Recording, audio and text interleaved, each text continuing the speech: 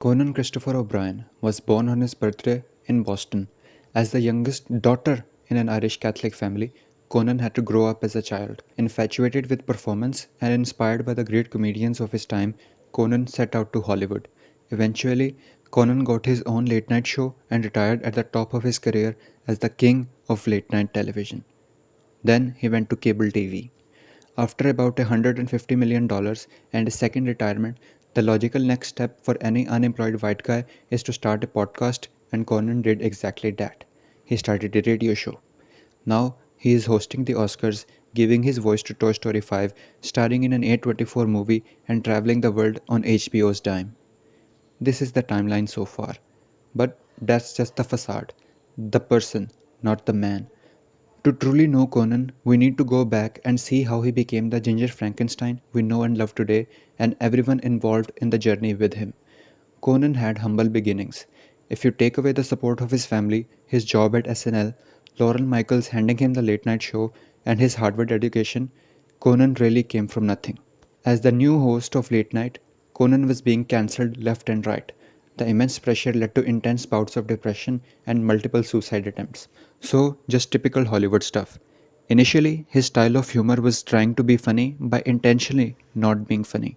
Basically, an inside joke with about 260 million people. That didn't work somehow.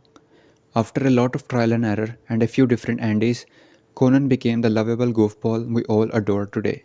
He endured the initial criticism, conquered a writer's strike, survived Jay Leno's chin, and even managed the horrors of going from network to cable TV. And I'm glad he did. Because the TBS era of Conan is, in my opinion, the best era of Conan. The remotes, the guests, the Andy, his growth as a comedian all lend to this era.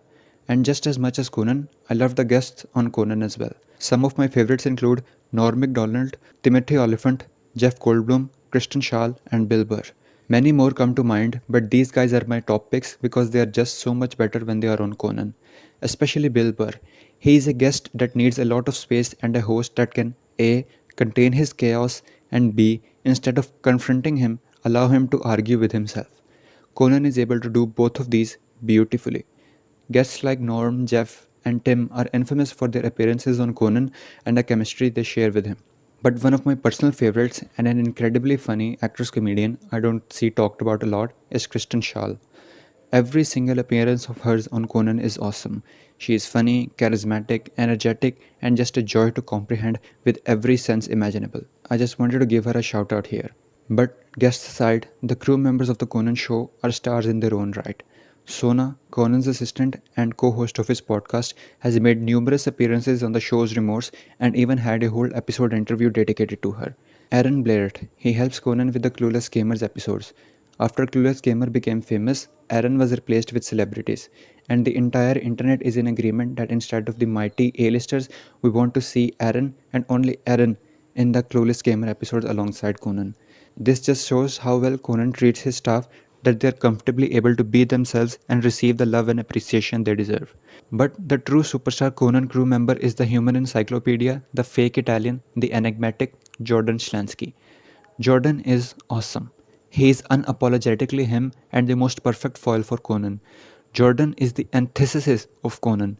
He is entirely unfazed by Conan's antics, not even mildly amused by his silliness, maybe even disgusted by his use of condiments. But when Jordan does break, it is about the most precious and insane thing you have ever seen. I don't consider the Conan show better than any of the other late night shows running now or the ones running alongside him when he was still on air. But Conan as the host and as a comedic personality is insurmountable to me. For these reasons, he is the king of late night for me. His silly, self-deprecating style of humor, where he is always the butt of the joke, is endearing. His ability to cater to any audience and make any situation funny is unmatched. This video is a love letter and an ode to Conan O'Brien, a man who is responsible for wasting days of my time by making me laugh due to his silliness and goofiness. Thank you, Conan, for all you have done, and I wish you the best of luck on all your new side quests.